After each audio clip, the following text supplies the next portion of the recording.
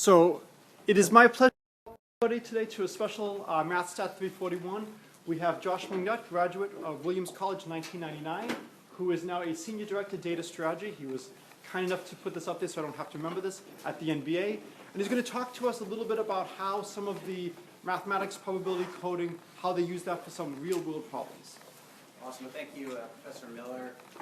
It's a thrill to be back here today to get this invitation.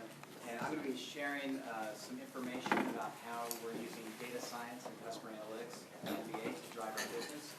I'm not going to be able to share any of the secret sauce. I'll get in trouble with that. But I can, as an alum, come back and hopefully provide high-level overviews of some of the analytics we do to hopefully inspire and get you guys thinking about how you can apply the math and the probability and the statistics that you're learning in this class in the future, in the workforce, in graduate school, or what have you.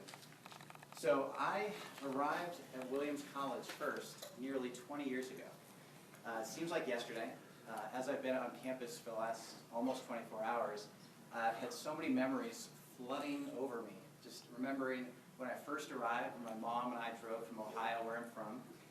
She brought me here for the first time as a freshman in August of '95. We went to Goff's. She bought me a Williams long sleeve t-shirt, said Williams College, so I wouldn't forget the name of the school that I'm now going to. And I wore that long sleeve t-shirt way too many times freshman year, that's for sure, and probably sophomore year as well. But she she got me ready for my Wolf trip, which I'm glad to hear that those are still happening. And then we had that tearful goodbye. You know, you guys know how it is with your mom. You know, all that emotion, the tears, the Kleenex that you need. Really, really embarrassing. But to be fair, she cried a little bit too. So my background, so I've spent the last 8 years at the NBA working in the team marketing and business operations group. Teambo is basically the McKinsey of sports. Truly some of the smartest business minds, sports business minds in the world work for this department that I'm fortunate enough to be part of. The Teambo members, my coworkers, they are experts in all areas of team business, from ticket sales, sponsorship, marketing, digital, as well as analytics. So my role falls squarely in the data and analytics space. And as Professor Miller mentioned, I'm a Williams class of '99. I was an econ major, didn't get into hard math. I did not take 341. It existed 20 years ago. I didn't take it. I was a little intimidated. But I loved econ. I took some math classes, some calculus. I took statistics with Professor DeVoe, 243 at the time. And 4 years after Williams, I earned a master's in statistics from Carnegie Mellon. I had some work experience that made me realize I really want to do quantitative, not qualitative work. So you're probably asking yourself, how does a guy like this spend his weekends? Seems like a big data nerd. Well, you're right. But as you might have guessed, I watch a lot of sports, particularly NBA basketball. And we're coming up to my favorite time of the year. Starting next Saturday, April 18th, the NBA playoffs begin. And for my money, it's the most exciting 7 to 8 weeks of the sports calendar. The competition, the Western Conference, is going to be an absolute battlefield. I have no idea who's going to emerge. The East will be interesting. You got Cleveland, you got Atlanta. Some interesting intrigue. Is LeBron going to raise the Cavs again, you know, to a level to overcome the team concept that Atlanta's got going? This weekend is the Masters. I love the Masters. I love Jim Nance. I love hearing his voice, hearing that CBS Masters on CBS theme song, going into those commercial breaks, and I get some of the best naps of the year this weekend. Tomorrow I've got on my calendar, 4 o'clock, 4 to 5:30. I'll wake up just in time to see people come up to the 18th. So what else do I do on my weekends? Well, what's relevant here is I read a lot about data. Read books, read about data, statistics, modeling, big data, and I also spend a lot of time learning and honing my skill set in programming. I've been programming R for 14 years. I love it. It's wonderful. I've been programming Python for 3 years, and it's my new favorite. Python's phenomenal. And I'm also taking classes. I'm taking in-person classes at the New York City Data Science Academy. I took a machine learning and Python course this past winter. edX, which is MIT-based, free online course. I took their first of 2 in the Python sequence. Phenomenal. Challenging. You're really taking a course compared to some of the online courses that are a little bit more lightweight. That is legit. I learned a ridiculous amount. And Code Academy, if you're just kind of getting your feet wet, is a great site. So were there any warning signs when I was at Williams that I was going to turn out to be such a big data nerd? Well, I was here in the 90s, and so I did my party, and I enjoyed a beer or two.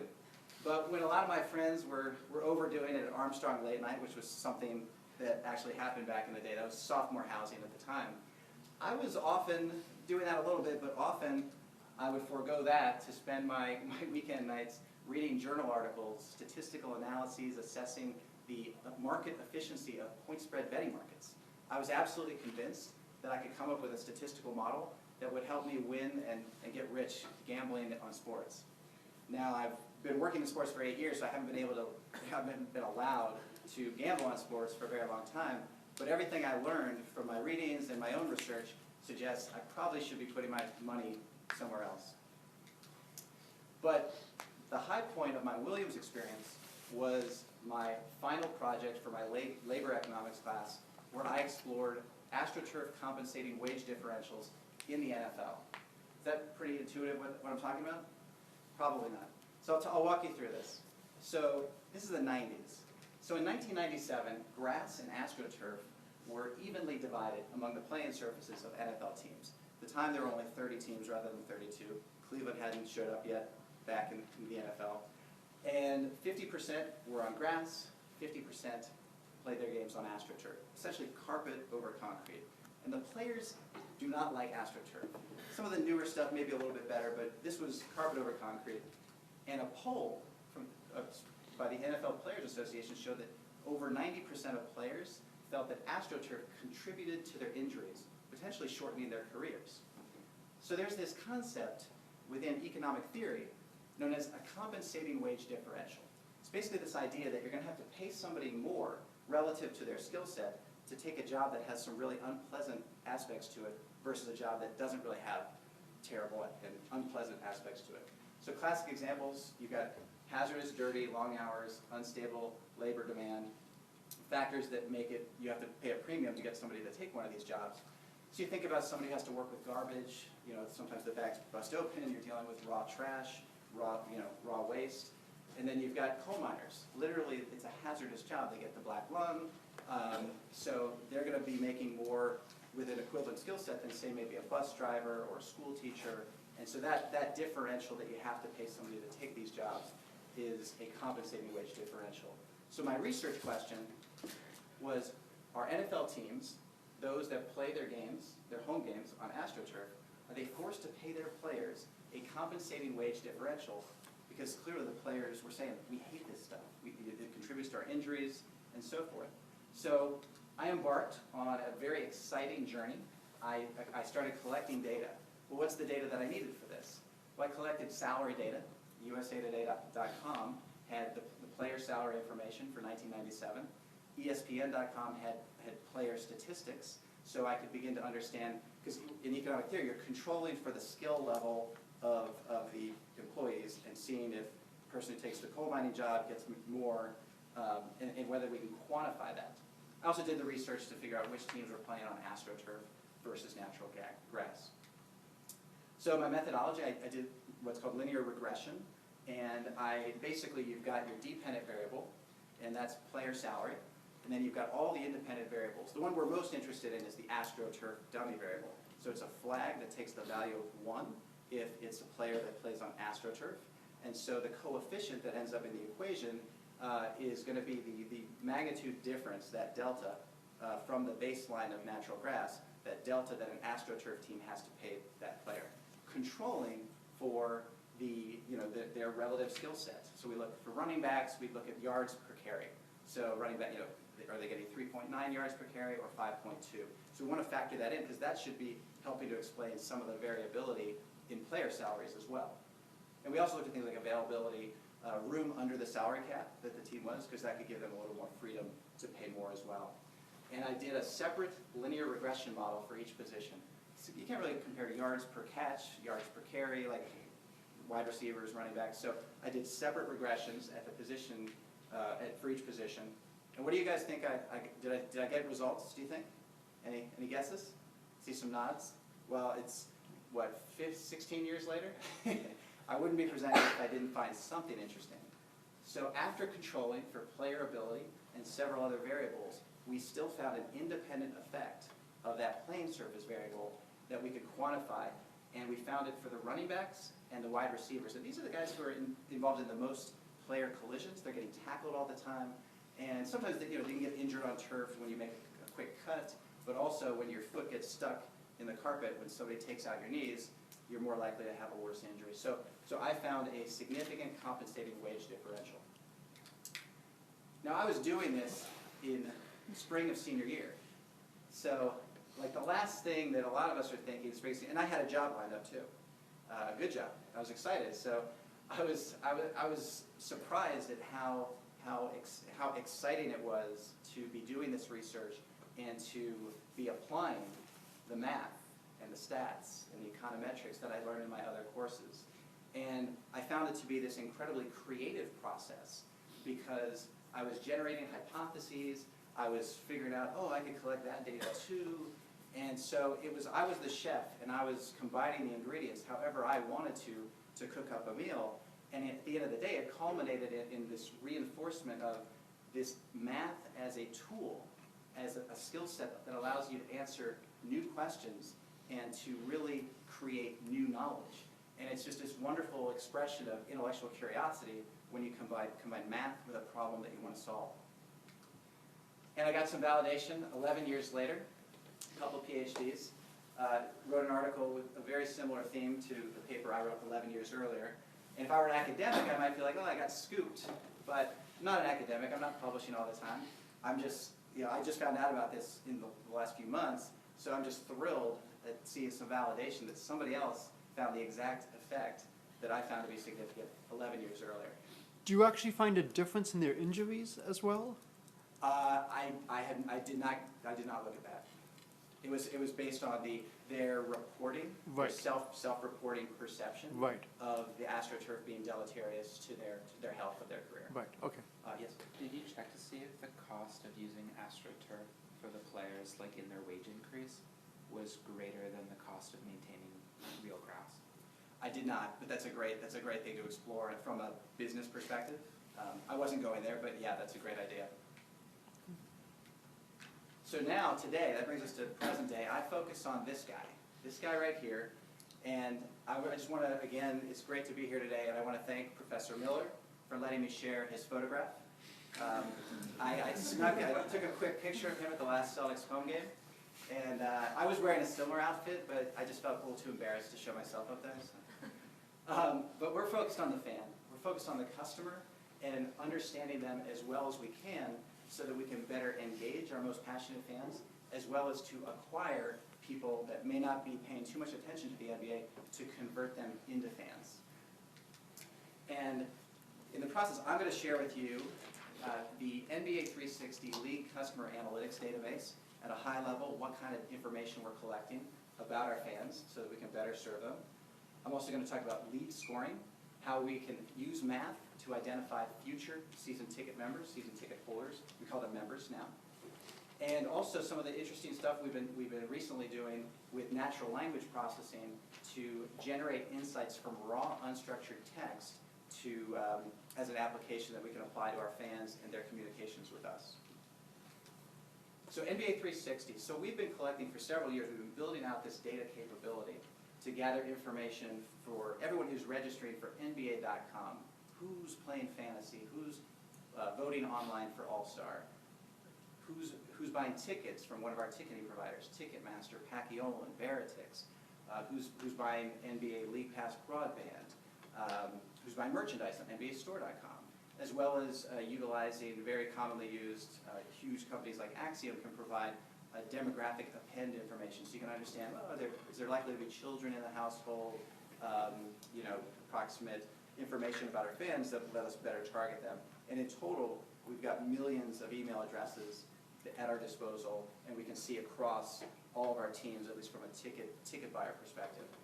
And the tools that we're using, we use IBM's SPSS modeler. It's kind of a really souped up on steroids version of maybe the SPSS standard package that is used in most universities. We use a lot of Python and a lot of R. And that's for the modeling, it's for the data prep, it's for scripting queries to gather data, combine it with other data, so that we get that as close as we can to that proverbial 360-degree view of the fan of the customer. So lead scoring. So what's lead scoring all about? So we've got 41 home games to sell. That is, we do not suffer from scarcity. The NFL has 8 home games. So we've got a real challenge, and we've got a hustle to sell out all of those games, to sell as many tickets as we can. And our teams have dozens, anywhere from 20 to 40, and some teams have even more people, very talented sales reps, making phone calls, setting up appointments to try to put people into season ticket packages, sell suites, really drive the business, fill our buildings. And the question is, of all these leads, how do we prioritize them? How do we prioritize who to call first, what to sell them, what the revenue potential is, not just what they've spent in the past, but what they're likely to spend in the future. And that's where we use some math. But before we get to that, I'm going to play a little game called Who to Call First. So I'm going to introduce you to this guy. He buys expensive seats. He purchased $2,000 floor seats and attended 2 games this past season. And then we got this guy, attends lots of games. He purchased $100 seats, attended 13 games last season. And then this couple, newly married, missing in action. So they purchased $450 seats from us in the past. They attended 10 games 2 seasons ago, but they lapsed. They didn't buy last season. So, a little debate here. Who thinks that buys expensive seats is the first person we should call? I can make a really compelling argument that that's exactly who we should call first. Anybody agree or disagree? Let's move on. Attends lots of games. This guy is attending 13 games last season. He seems maybe prime, he's not buying at a huge price point. It's pretty good. I mean, $100 is not cheap. But at 13 games, maybe he's ready to go up to a higher package. So he might be somebody that I would consider, reaching out to. And missing in action, they're lapsed. But they were spending some serious money a couple seasons ago. Maybe they lapsed for a very good reason. They spent some time, a majority of the last season in Europe. Maybe they've got some real resources and they love the NBA, but they just took some time off. So the point of applying math, this is just 3 examples. And I can't tell you who I would call first. I don't have enough information. But I know that having to have this debate, weighing the pros and cons of recency, frequency, they lapsed this much, they spent this much, that's not efficient. But math can help us out here. Math is going to help us end this debate so that when we're not dealing with 3, but we're dealing with 3 million or 5 million fans to prioritize, we're going to use math to do that as effectively as possible. So lead scoring, so we've created, in the last few years, we really started scoring 3 years ago, created what we call the NBA FICO score, modeled a little bit similar to the Fair Isaac Corporation's credit rating score, but ours is the fan information consumption ordinal. So we're taking fan information, we're trying to predict who's going to consume our product in the future, and we're going to put it on an ordinal scale, which is the key to making it useful as a way to prioritize the outreach efforts of those dozens, literally thousands league-wide, of those inside sales reps making calls, sending emails, personalized emails. Like, we got to figure out how to be efficient with that. So it's a league-wide ticket buyer score. It predicts each customer's expected value as a ticket purchaser over the next 12 months. And the scores ranges from 100, 200, all the way up to 1,600. So there's 16 distinct values that we can assign a prospect, a previous buyer or otherwise. And the best part is that scoring your customers like this, your prospects like this, it facilitates a differentiated sales strategy so that it's based on each individual customer's future revenue potential. Why is it 100 to 1,600 instead of just 1 to 16? I like the bigger numbers. Great question. No reason. Other than it gets it a little bit closer to like a FICO score. Although you don't have the granularity. Right. We're keeping it on the buckets.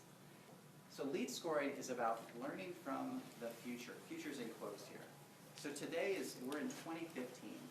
And we've got this rich behavioral data set in NBA 360. We know what our fans have done as of now. So what do my customers look like? I know that. What's really useful to me and not perfectly attainable, but would be helpful, is if I knew the real future, what's happening next year. There's no database that's holding that one. I want to know who will buy next season and how much they will spend. Because that's going to let me know who I should be reaching out to if I know who's the better bet for making a phone call to. So the way we tackle this is we leverage the fact that we've got years of behavioral history for these fans. And we can take a starting point, a snapshot in time of 2013, and we can say, as of that snapshot, how recently had this person purchased? How much had they spent? What else were they doing? How many teams had they purchased from? And the good news is that today we run that snapshot in time of 2013. We know what their future looks like because we've got the data from 2014. And so we know who bought, we know how much they spent, and so we're able to label our data set with dependent variables for the probability portion. Did they buy? Yes, no, that Bernoulli. And then we've got how much did they spend? That's more of an estimation problem. What's the level dollar value? So we can study that relationship. We can use math and build a statistical scoring model, use the MBA FICO. And now that we've got an equation with estimated weights to put just the right weight on recency, just the right weight on frequency, and we've allowed the data to tell us that. We didn't have to have a debate to figure that out. We've got that. It's formalized in a statistical model, a probability as well as an estimation model. And then we can apply that to the snapshot today. Because the snapshot today, it's got refreshed and updated information about our customers, but it looks identical to what we built that original 2013 snapshot on. So we can just apply it directly and use it to score everybody and see if, in fact, the performance and the outcomes are correlated with the score. And we hope that they are. The information that we use for the scoring are things like recency, as you would expect, total number of games purchased, total ticket spend. We also look at interesting things like weekday game purchase. Because somebody who buys on a Saturday, anybody can go on the weekend. But if you're going on a school night, you've got a family, you've got job obligations, you're working late, if you can go on a Tuesday night and you've shown that you do go on Tuesday nights and otherwise all else is equal, that person's going to be more valuable. So that's a predictive piece of information. What about long purchase lead time? By purchase lead time, I mean how far in advance of the event are the tickets purchased. So if I'm buying more than 60 days out, I'm really planning my life around going to these games. And so I'm more of a planner, I'm more serious, versus someone who looks similar in terms of how much they've spent, but they're buying day of or last minute. It's more of a spur of the moment thing, and in general, the people that are planners and buying in advance, that's indicative of being more valuable, all else being equal. We look at email domain, Gmail users sometimes are more valuable.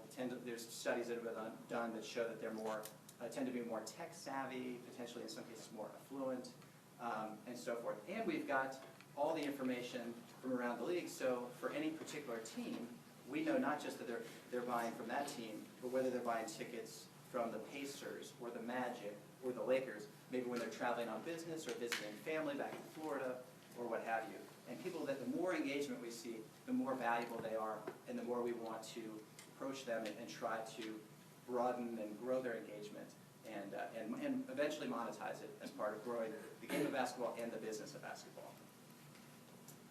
So everything here is based off the expected value of a ticket buyer over the next 12 months. So the expected value is equal to the probability that a customer buys tickets in the next 12 months. That's just a 1 or a 0. You can think about that. And then the expected size of the ticket purchases, total spend that we would estimate if they do, in fact, make a purchase. There's another part of this that's the expected spend. If they don't make a purchase, that zeroes out, so we don't include that here. And these are estimated via statistical models. And I'm going to talk first about the probability model, the probability that a customer buys tickets in the next 12 months. So here we're using something called logistic regression. So we've got P as the probability that a customer buys tickets in the next 12 months. We know that therefore 1 minus P is the probability that they don't. So that ratio, P over 1 minus P, is our odds ratio. And then we're going to take the natural log of that. So we're going to get the log odds ratio, or the logit, which is then going to be set and estimated to be this linear equation with parameters and an intercept, just a line or a hyperplane. And x's here, as you could imagine, these are independent variables. These are the things that help us predict whether somebody's going to buy in the future, recency, frequency, other factors. Beta naughts, the intercept, beta 1 through beta k are the model coefficients on the independent variables.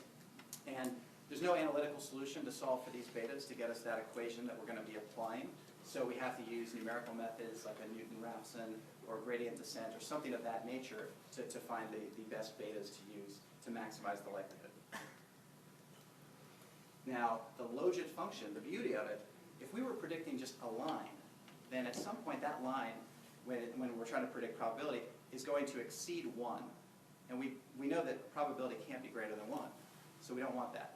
Also, likewise, unless it's got a 0 slope, if it's the other side, it's going to go below 0 because it's going to go to infinity in both directions. And we can't have a negative probability. So the Logit function is like this S-curve that basically constrains it to be between 0 and 1 at all times. So it's perfect for keeping us in the right scope for estimating probabilities.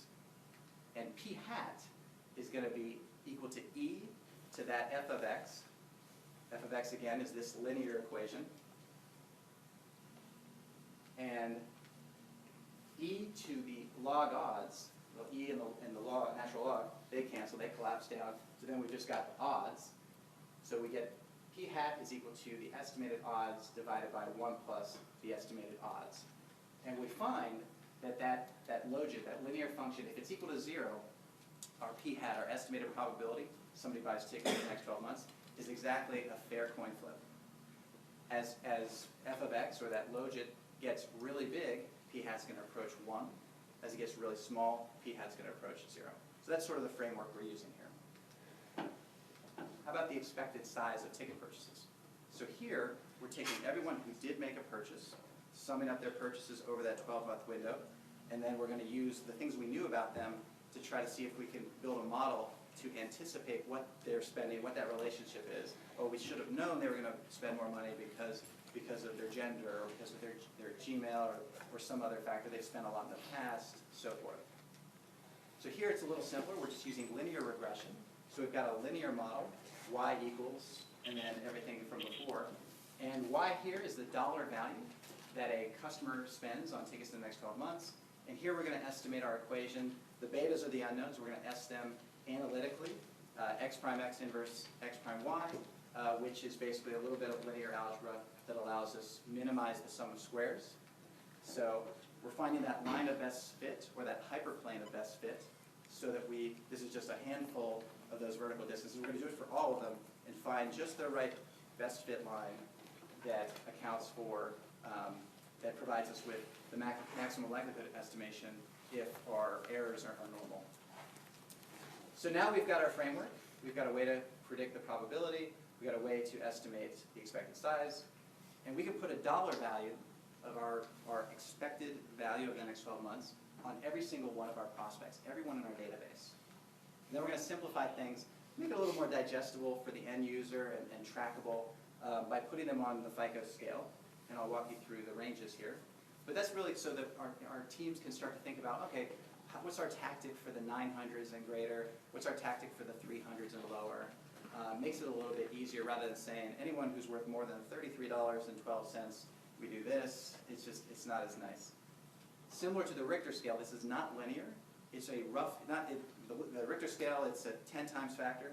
Here, it's a rough doubling of the expected value with each increment as we move up that FICO scale. And does this thing work? Is this predictive? And we go to all this trouble, we build a model. We know it's predictive of the past, but we already had the answer there, and that was used to estimate the parameters. But when applying it in a forward-looking way, in January of 2014, we scored 3 million in previous individual game buyers league-wide. And we wanted to collect all of their purchases from February 1st through September 1st and find out, so for each FICO bucket, we summed everything that all the people in that bucket spent, divided by the total number of people in that bucket. So it's the dollars per lead, the dollars generated per prospect. And what we find was a very strong correlation, a very strong relationship between the FICO score, the FICO bucket, and their value as leads in terms of purchasing new tickets. And at the team level, the Charlotte Hornets, they've struggled on the court to a greater extent, obviously, than they would like, but they're one of our top teams in terms of applying analytics for data-driven decision-making. And prior to doing lead scoring, they, for every 100 phone calls that they made, only 1.5 of them actually converted a ticket sale, which is not crazy uncommon. It's not going to be a 30% proposition when you pick up a phone. But after using lead scoring, since using it, and to this day, they're getting more like a 5% win rate by leveraging these analytics, by leveraging scoring, both the league, the model that I've been working on, as well as other scoring approaches that they purchased from third parties. So they're big believers, and they're proving that it works, and they're almost always near the top in terms of new full season tickets sold each of the last several years. And what was really exciting for me was 2 years ago, after the MIT Sloan Sports Analytics Conference, Amy Brooks, who's currently the Executive Vice President, head of Teambo, she had been presenting on some of the analytics that the NBA is doing, and they specifically mentioned the NBA FICO score, and thankfully they didn't mention me. So that was very cool. So the second portion I want to talk about is the use of natural language processing, a different type of data that we're more recently getting involved with, and I'll walk you through what this really means. So we do an annual survey called our Fan Loyalty Tracker, or Flight Survey, of our season ticket members. And within that survey, usually done kind of early-ish in the first half of the season, we ask our season ticket members, as a result of your experience thus far, how likely would you say you are to renew your season ticket membership for next season? And anyone who replies, maybe, probably will not, or definitely will not, we give them a follow-up open-ended question so they can write anything they want, free-form text. And that question is, what is the primary reason you are considering not renewing your season ticket membership for next season? Please be as specific as possible. And we had over 3 years worth of these open-ended responses. This is a lot of data. We had 276,000 words. Does that sound like a lot? That's a lot. It's not just a lot of words, although it pales in comparison to what Google's dealing with by like several magnitudes. But that's a lot of words for one survey analyst to be playing with and analyzing. And that's not just a lot of words. That's a high school English class syllabus. And before we panic, though, because we're going to spend 24 to 30 hours just to read this material, and we haven't even done anything productive with it yet. We haven't labeled it, haven't tagged it. That's just to read it. And that's if we're fast and we're not distracted by the Masters or an NBA game. But I'm gonna walk you through a methodology, an approach that we've been taking at a high level, that's so powerful, that's so effective at processing this kind of information, it's almost going to feel like we're cheating. And that's natural language processing. It's a technology for dealing with our most ubiquitous data source, human language, in the form of raw, unstructured text. Because this information, this type of data is everywhere around us. It's in our emails, in our books, web pages, social media platforms, and for our purposes, in this situation, those flight survey open-ended responses. And what we're going to leverage here to analyze it is the Python platform. We're going to be using Python's natural language toolkit, which is a suite of libraries and functions for processing raw text and being able to do something useful with it. Now, when a lot of people think about text mining, text analysis, natural language processing, they immediately think of word clouds. I do not. In fact, for my money, I find that word clouds usually just make it more complicated than it has to. It's often just clear, just to show a bar graph. And also, I don't find that word clouds bring me any closer to customer level insights. They're just kind of this thing to show up there and pretend that you did something interesting. So our approach is going to be a little different. We're going to categorize and tag the open-ended survey responses based on their topical content.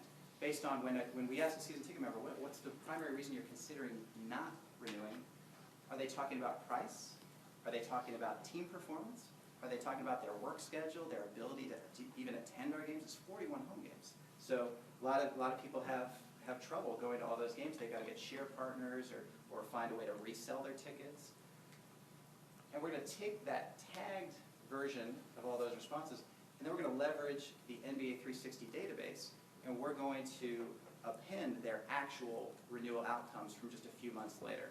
So we're going to be able to analyze what our members say, what topics they're bringing up in that context to answering that question, to predict whether or not they actually renew their tickets.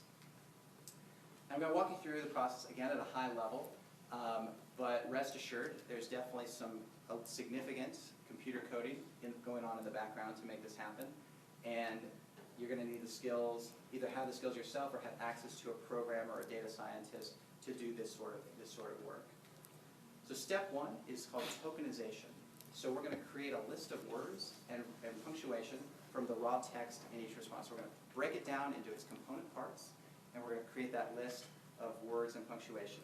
Step two is going to be data cleaning and keyword extraction. So we're going to convert all characters to lowercase. We're going to remove punctuation like commas, periods, semicolons, and we're also going to remove what are referred to as stop words, words like of, and, the, words that have very little content or meaning for our purposes here. So we're going to be left with sort of the meat, the heart of the content. And step three is where it gets a little more interesting. Here's where we start to produce what are called n-gram summaries. So think of this as the most commonly occurring words, keywords, keyword pairs, and keyword triplets. So these are occurring at a very high frequency. And when you start looking at it, at the data, you've really extracted the relevant keywords, and you look at it in these combinations, it gets a lot easier to be able to identify patterns. Instances where it's obvious that the member was talking about team performance, or maybe talking about the ability to sell their tickets, or wanting to get a better seat. So, and I should also say that these, yes. And then that brings us to step four, where a human being, a survey analyst, needs to take those summaries, take those frequently occurring combinations and words, and begin to categorize them based on what their goal is. And so the analyst can begin to identify, okay, here's a situation where they're pretty clearly talking about the price or the cost of tickets. Likewise, the ability to resell their tickets, if that's what they're complaining about and considering as a reason not to renew, and so on and so forth. And this is an iterative process. It's an art and a science. A lot of programming. We also need a human being making some judgment calls about what they want to categorize. And these categories, they're not mutually exclusive. In fact, the average response has 1.6 tags or topic flags. And then we can take our mapping and we can apply it to the raw responses. And here's where we identify within the raw text, within the raw responses, those keywords and keyword combinations to label, in this case, people talking about the price of the season tickets as a reason they may not renew. And then, in this case, on the right, people talking about the ability to attend the games. And now we've got a labeled data set. We've applied our mapping to the raw responses. And now we can start looking at that breakdown. Like, what's that conversation look like in total? And it turns out that 40% of our members are talking about the price or the cost of the tickets as a reason they're considering not renewing. 21% talking about team performance. But I want to draw your attention to the 15% that are talking about the ability to resell their tickets. Turns out this is a trending topic. A growing percentage of our members are referencing the ability to resell their tickets as a reason they're considering not renewing. So this is a real opportunity for our teams to engage in education, helping our members understand how to use the internal resale market to make sure that they're, when they can't go to a game, they're getting some value for it, as well as possibly, making them knowledgeable of facilitating share partners, because a lot of our season ticket members, with your buddies, you do one package and you distribute the games however you like. That's very common, and that's totally cool if you keep coming back and you're a loyal fan. So I promised earlier that I was going to tie what the members said to their actual renewal outcomes. And what we found was that 3 topics in particular stood out in a significant way. Members who talked about the ability to resell their tickets had a 12 percentage point lower observed actual renewal rate than people that weren't talking about that. Similarly, the ability to attend games people mentioning that had a 13.7% lower renewal rate. Team performance was a little more interesting. We saw that it was actually a bump, a positive association. And these are people that they're grumbling, they're talking about not renewing. And if we're talking about team performance, it's negative. We didn't make the playoffs again. They're big fans, they're passionate. And we've really established a flag for identifying our passionate fans. And these people are quite savable. So we might have a different strategy based on knowing that somebody's talking about team performance, most likely upset or wishing that the team had done better. So we barely scratched the surface in terms of beginning, we've just begun using this methodology, but it certainly motivates if we can get more value from these open-ended questions, which previously either went unused at all, or maybe somebody read through them a little bit and cherry-picked a few examples to make a point. We have a systematic way of getting more information, and we've developed a mapping that we can only just refine incrementally and apply next year to next year's survey, because those same word combinations are likely to be really relevant the next time we do this survey.